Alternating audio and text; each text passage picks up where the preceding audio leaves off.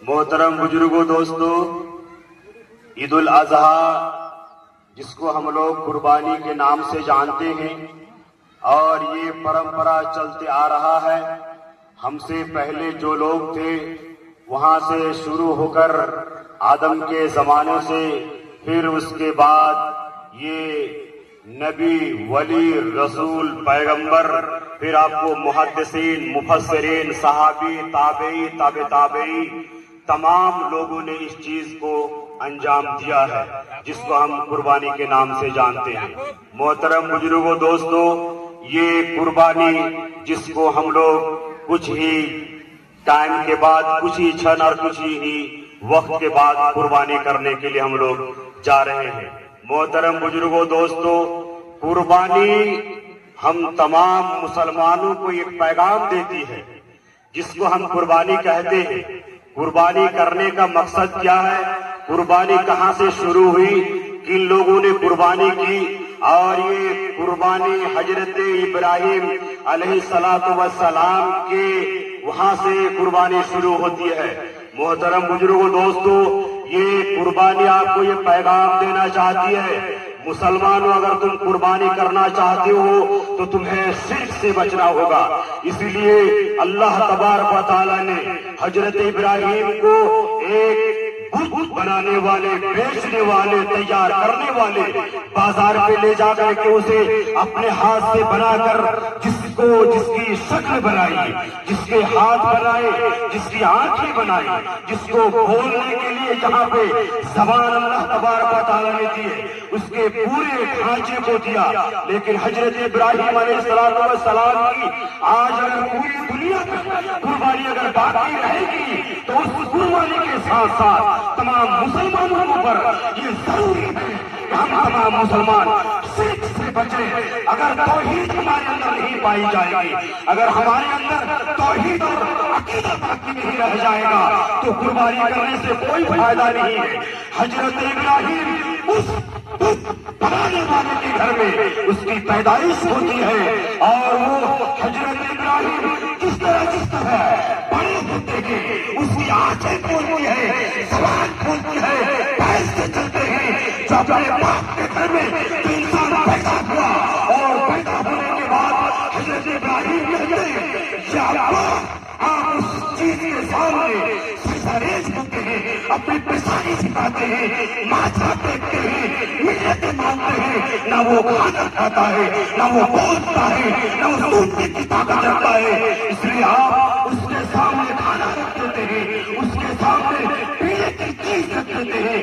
اس لیے حضرت ابراہیم نے کہا اس کے سامنے ساری چیزیں رکھی گئی، اس کو ایک بار کھانے کے لیے بولیے یا ابی لا تسجدوا لہذہ الاصنام، آئے میرے ابا آپ ان بتوں کی عبادت مت کیجیے، سجدہ مت کیجیے، ماتھا مت کیجیے، اس کے سامنے منتیں مت مانگیے۔ محترم بزرگوں دوستو، پوری قربانی کا مقصد یہ ہوا مسلمانوں کو شرک سے بچنا ہوگا۔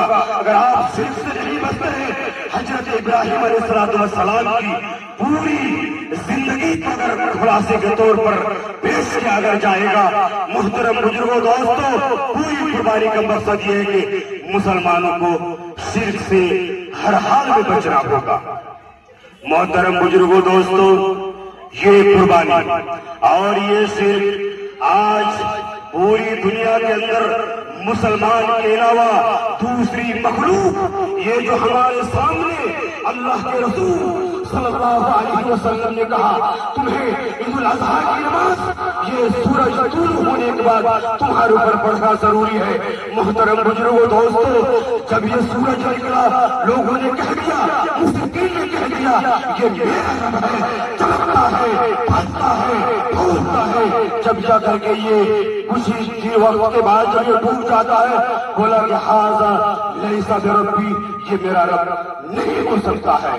محترم بزرگوں دوستو، پھر چاند نکلتے ہیں، چاند کے سلسلے میں لوگ یہی کہتے ہیں یہ روشن ہے، چمکدار ہے، سفید ہے، پوری دنیا کو یہ روشن کر دیتا ہے، یہی سب سے بڑا رب ہے۔ مشرکین نے پانی برسانے والے کو خدا مان لیا، مشرکین نے پہاڑ کو خدا مان لیا، مشرکین نے یہ سورج کو یہ خدا مان لیا، یہ درخت حجر شجر ساری چیز تم لوگوں نے خدا مان لیا، لیکن مسلمانوں سے یہ کہہ دیا اللہ کے رسول صلی اللہ علیہ وسلم مولویوں میں، ایمانوں میں، ایمانداروں میں، محدثین میں، مفسرین میں، مبلغین میں، نبیوں میں، جب جس نبی نے جہاں پہ توحید کی بات کی، شرک کی بات کی، اس کو اوپر لاٹھی برسائے گئے۔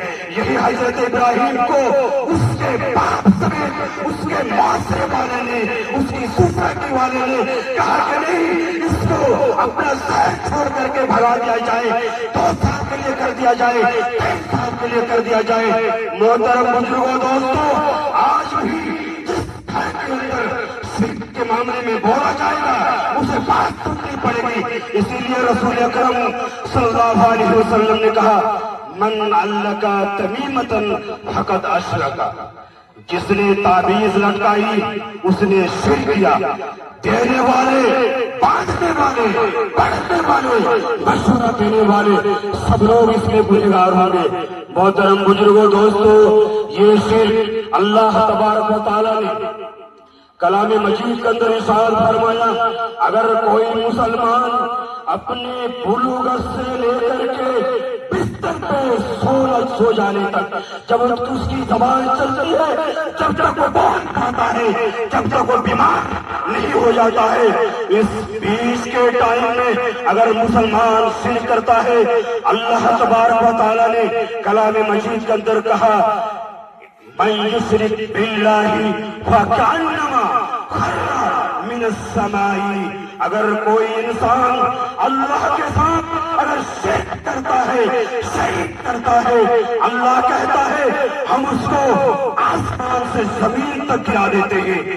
اللہ تبارک و تعالیٰ نے کلام مجید کے اندر دوسری جگہ ارشاد فرمایا انہو من یشرک باللہ فقد حرم علیہ الجنہ، اللہ تبارک و تعالیٰ نے کہا اگر مسلمان شرک کرتا ہے، اگر جو مسلمان شریعت مانتا ہے، توحید مانتا ہے، اگر وہ آدمی شرک کرتا ہے، اللہ تبارک و تعالیٰ نے کہا ہم اس کے اوپر جنت کو حرام قرار دیتے ہیں۔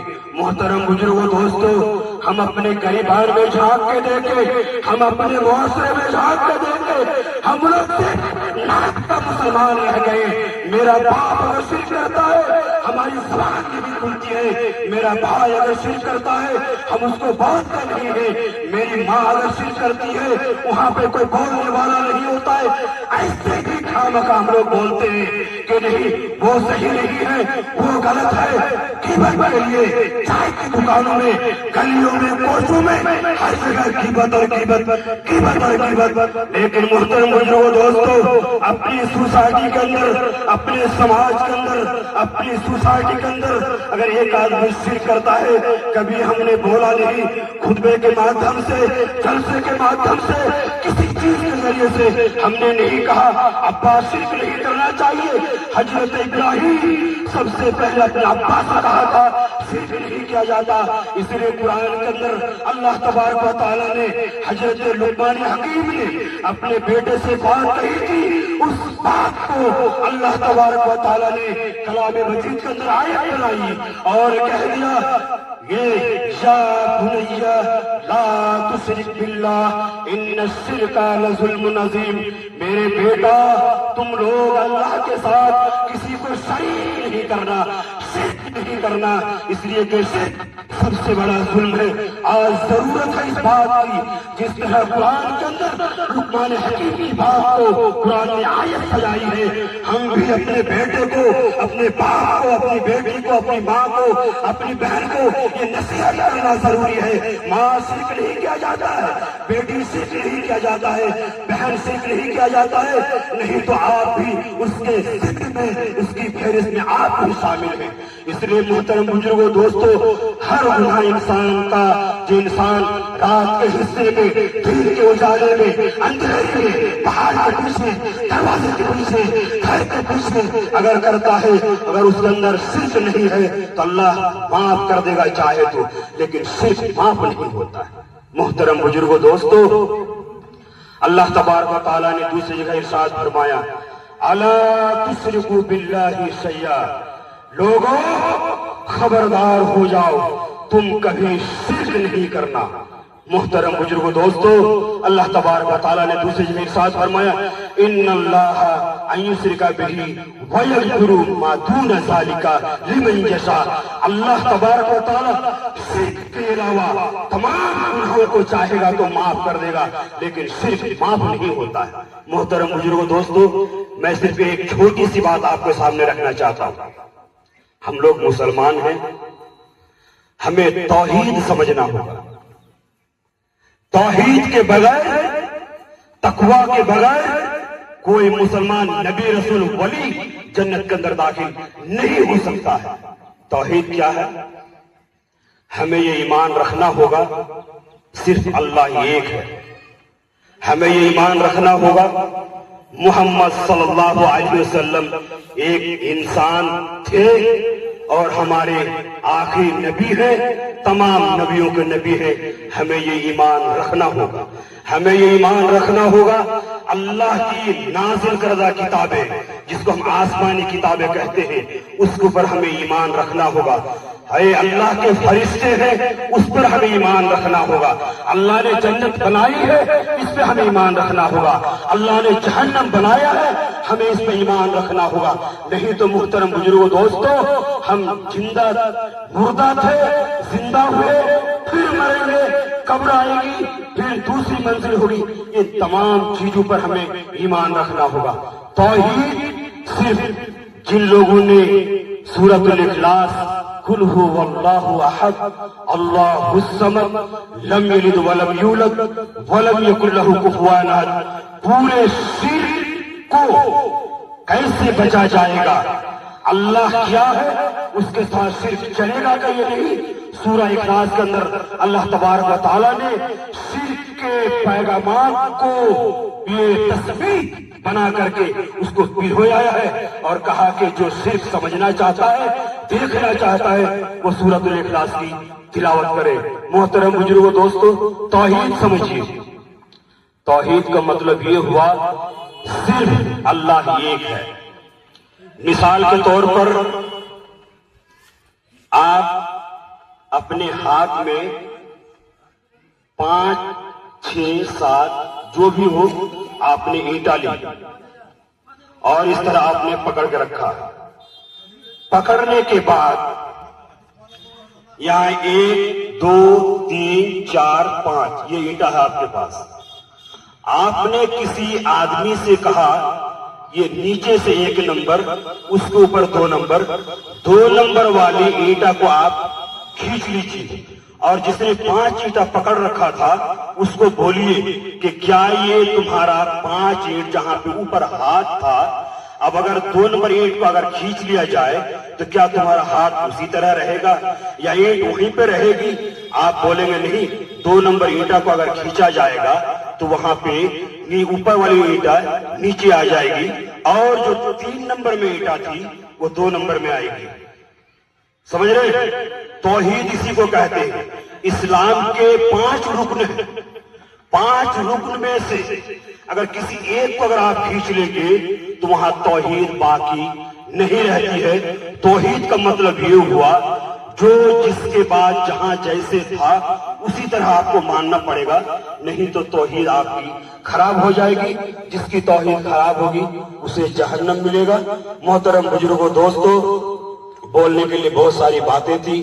اللہ تبارک و تعالیٰ سے ہم یہ بھیک مانگتے ہیں، اللہ تبارک و تعالیٰ تمام مسلمانوں کو شرک سے بچنے کی توفیق عطا فرمائیں۔ سب بولیے اللہم آمین۔ ہم تمام لوگوں کو صحیح نیت کے ساتھ، اعمال کے ساتھ قربانی کرنے کی توفیق عطا فرمائیں۔ سب بولیے اللہم آمین۔